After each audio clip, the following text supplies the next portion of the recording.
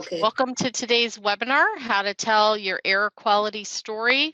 We will be discussing how to use some cloud observations and aerosol images, as well as some purple air ground measurements.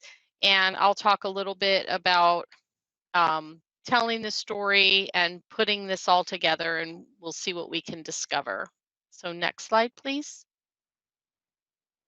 Again, I'm Angie Rizzi. I am an outreach coordinator at NASA Langley Research Center, and I work on GLOBE.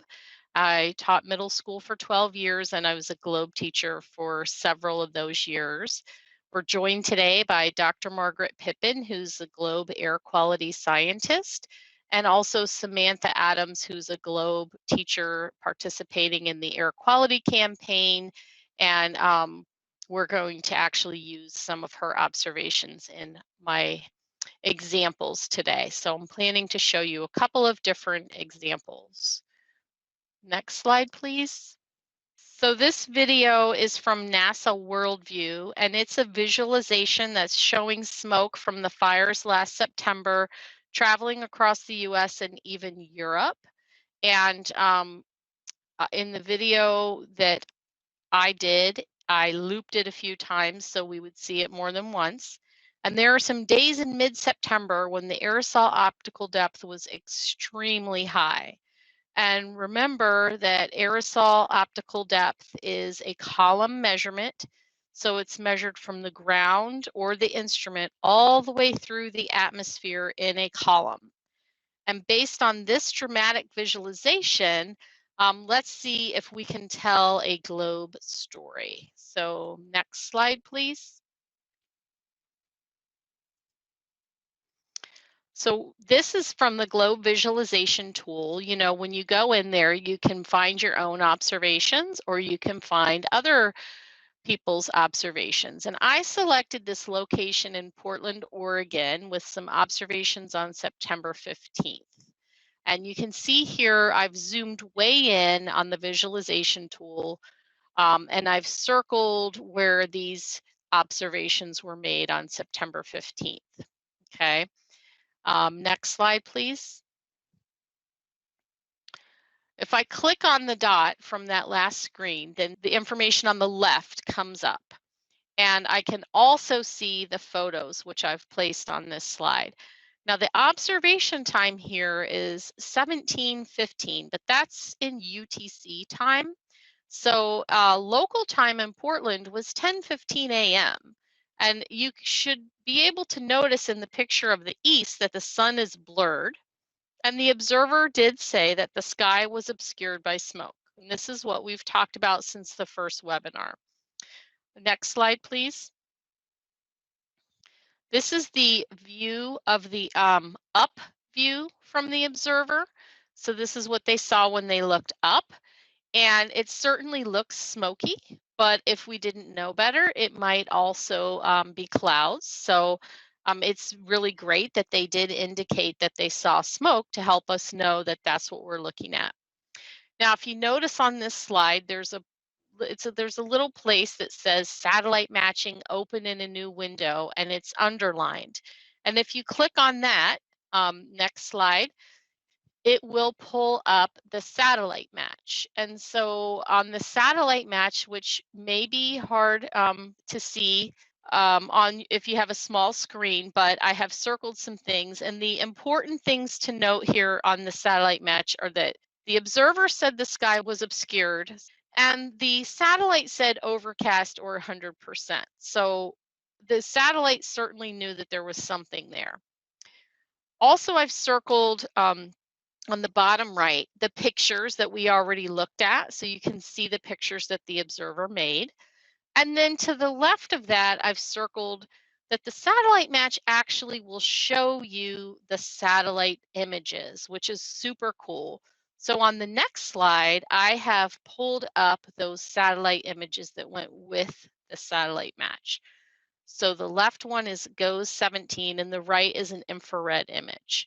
So I thought that that was really cool, and you can certainly see that there was something going on over Portland. So on the next slide, We're looking at the location again, and you can see the observer was in a, not exactly the same spot, but very close to where they made the observations on the 15th, and this is from September 16th. And on the next slide, we'll pull up this observation. And again, the cloud cover says obscured by smoke, and look at these pictures. These are pretty dramatic. I probably used one of these as an example in the first webinar. And the sun is even harder to see in the photo to the east. And this is at 10:26 a.m. in Portland. The next slide shows the up view. And again, I mean, this is pretty dramatic, right? So it would be very interesting to look at more things. But if you wanted, you could stop right here and you could tell your air quality story. We had a worldview visualization, which showed the big picture. And then we have local globe observations that indicate smoke. We have photos, and we have additional information, right? If you want to take it further, next slide, you could include the satellite images that come with the satellite matches. And the next slide will show you the satellite images. And again, we're seeing there's something going on. So that would be another, you could go a little further and add those satellite matches into the story if you wanted. Okay. So this is super cool, and the students may or may not want to show the worldview visualization, or they might want just a screenshot of that. But something major happened, and the globe observations reported that, right? Or the observer reported that. So if I want to take it now even further on the next slide, they could use Aerosol Watch, which, remember, Aerosol Watch is a website where we can go back and get images from the past. So this image is from September 15th, and it's from the whole, this is showing the whole US, and it's showing aerosol optical depth and the smoke and dust map. And, you can see that there was a lot going on in the whole US that day. I put a yellow circle around the state of Oregon to see what was going on in the state, but also pay attention to the clouds down over Florida.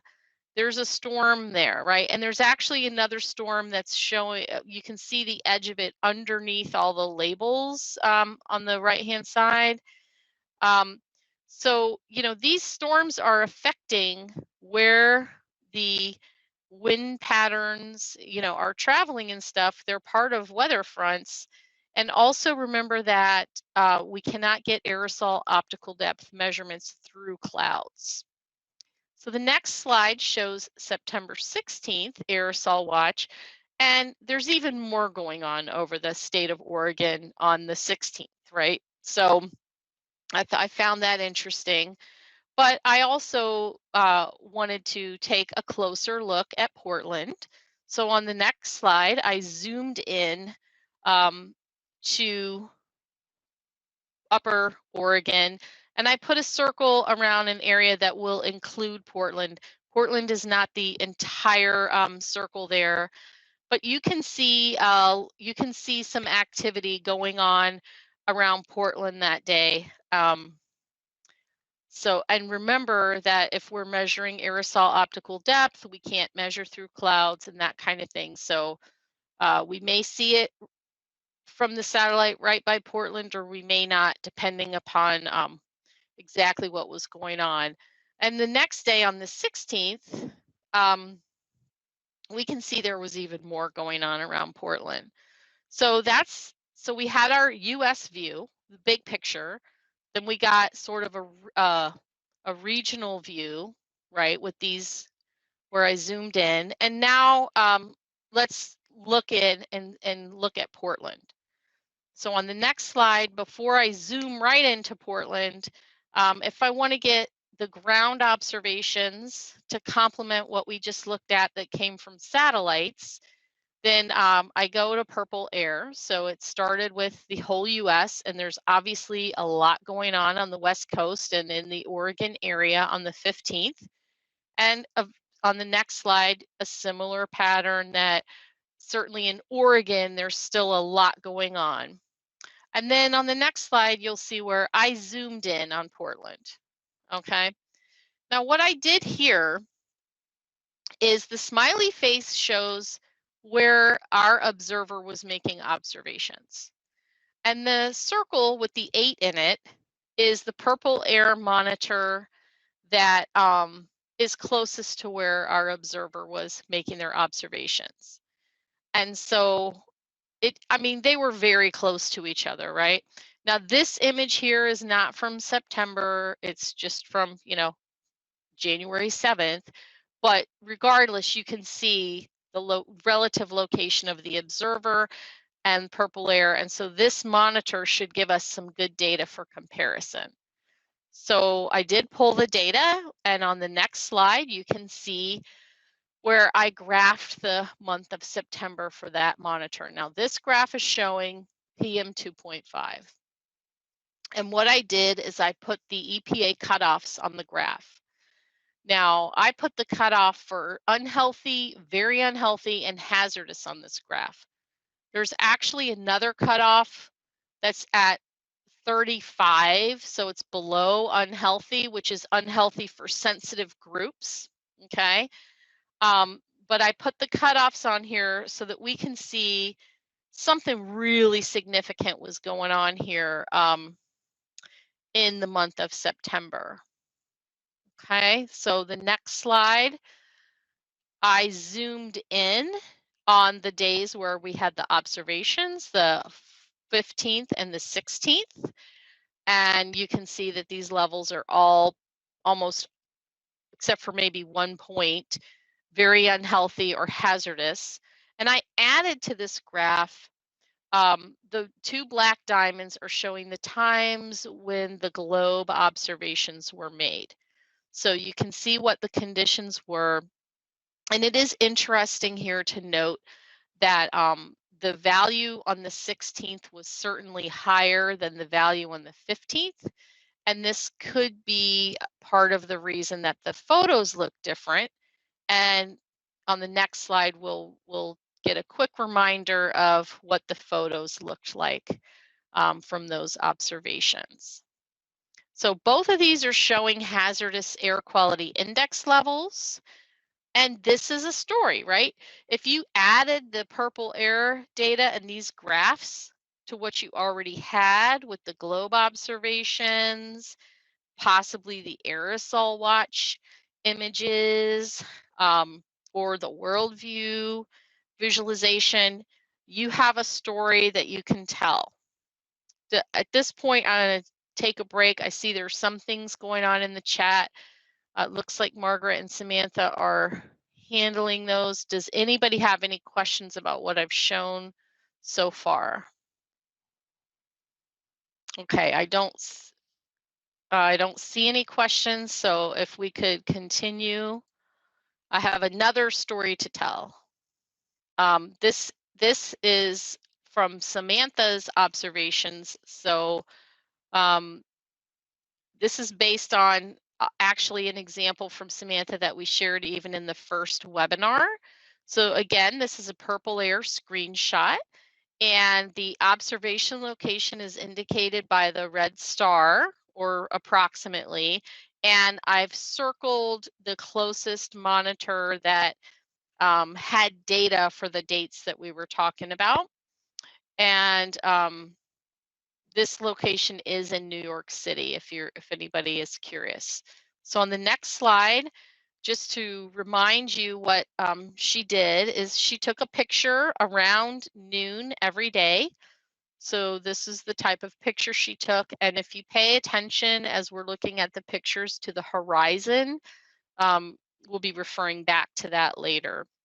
So the next slide shows how she took a purple air screenshot each day, which is great because remember to see the purple air map.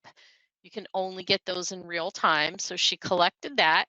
And then on the next slide, she went to the EPA AirNow website and took a screenshot there as well. Now, this website talks about 3 different pollutants: PM 2.5, PM 10, or ozone. And whichever one is sort of the primary one that day will be listed on top. So if you go to this website for screenshots, PM 2.5 might not always be on top. Maybe one day ozone is on top, maybe one day PM 10 is on top, another time PM 2.5 is on top. So that's something to remember, but it always does report all 3. And it's also important to remember that this is an index value. So that PM 2.552, that doesn't mean that that's the PM 2.5 measurement. It means that that's the index value. And also, this is a 12-hour rolling average. So this is not an instantaneous measurement, but it's averaged over 12 hours. So the next slide, please. So this shows all the data that Sam got on a day when she was doing her globe observations. And this is, I kind of shared this in the first webinar, but I'm going to build a story out of this now. And I'm going to use one photo from each observation and the purple air data to build this story. So on the next slide, what I did is I graphed from a couple of days before her first observation through the end of the month. I graphed the PM 2.5 data from the monitor that we saw on the map earlier. And you can see that there were periods of higher PM 2.5, and there were days when there was lower PM 2.5, right? So there was some variability within the month. On the next slide, I again added black diamonds where for the times when the globe observations were made, to kind of make that something that this is the way I investigate my data, so I can start looking into a story. And you can notice that there's only one observation per day, okay? And also there are days when there wasn't an observation. And so having the purple air data to fill in those gaps really helps to add to the story and make a more complete picture. So on the next slide, what I did is I added the air quality index category colors, okay? So the cutoff for good is right around 12 or 13, and then for moderate, it goes up to about 35, and then above that, from about 35 to 50 is unhealthy for sensitive groups. And so I color coded it. So now I'm looking at the data. I'm looking at when I have my globe observations, and what I decided to focus in on was that on July 20th, 21st, and 22nd, I have 3 days in a row and 3 globe observations in a row when the air quality was moderate. So on the next slide, what I did is I graphed just those 3 days and looked at what was going on them. And then the next slide, I added in the globe observations. And if we notice here that the PM 2.5 values for the 20th and the 21st at the time of the observations were the black diamonds, those PM 2.5 values are really close to each other, and they're close to 15, which is just a little bit above the cutoff into the moderate range. The value on the 22nd is closer to 30, which is up almost double, right? Almost double the value for the first 2 days. So that was kind of notable to me. And on the next slide, what I did is I put the air quality index color on for the previous 12 hours. So remembering that that color is based on a 12-hour running average, right? So I looked at the 12 hours before the black diamond to see the color reported at the black diamond, what data was used for that. So for the 21st, when she made her observation, the PM 2.5 was reported by the EPA to be yellow. Okay. But on the 21st, it was considered to be green, and on the 22nd, it was yellow.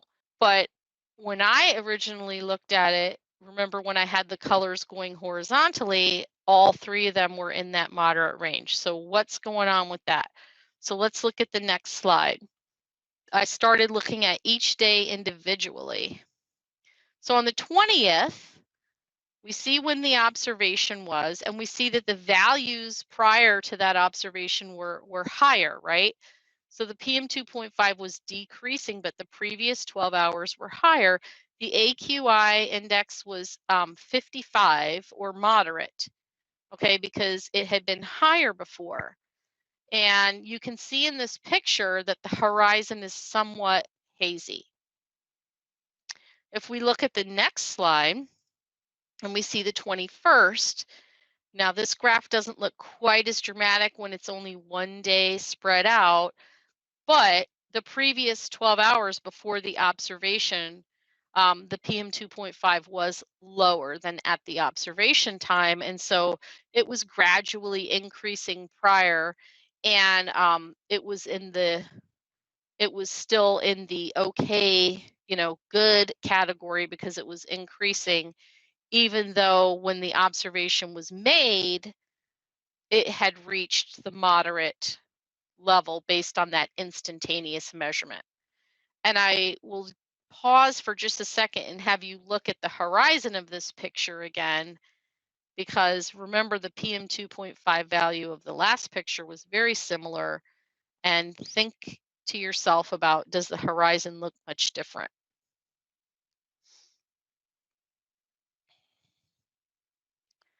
So on the next slide, which is the third day, we see that again, the previous 12 hours, the PM 2.5 was increasing. The index value was 61, which is moderate. And this photo was taken actually near the top for that day. So near the top of PM 2.5 values. Do you think the horizon in this picture looks hazier than the last one? It's something to think about. So I found this very interesting because all 3 days were moderate based purely on the PM 2.5 reading at the time of her observation. However, the AQI that was calculated over time had a slightly different result because of the 12-hour rolling average. So this illustrates the importance to me of integrating additional data or making multiple observations, because you can get a more complete story. And then just for the fun of it, on the next slide, I quickly put this last story into a poster very similar to one of the sample poster templates for IVSS, just to show how could you compile this for a student presentation. And I showed the sensor location, I showed the air quality index scale that I focused in on for my 3 days, and then I showed the 3-day graph, and then the graph for each day and the photo for each day. And this is a poster, right? So of course the students would have to add their words into the hexagons to tell a more, little bit more complete story. I'm not going to, do that part for them, but the point here too is that, like, if they do IVSS, there's a written report that has all the detail in it. And the poster can be interesting and much more visual and doesn't have to just be the report put in different chunks onto the poster. So I hope this helps you tell an air quality story, and I encourage you to submit projects to the International Virtual Science Symposium. They have a lot of tips and resources to help on their site, which I'm going to share on the last slide. And I wanted to know if there were any questions at this time. So if we could go back a slide, please. Thank you. So before we finish then, I want to I want to just follow up on a couple things we mentioned previously. I took this section off of one of my projects that my students had completed, and this shows some high split wind trajectories on the left. It shows weather underground next to those wind trajectories, and it shows AeroNet data kind of in the middle, those red, blue, and green dots.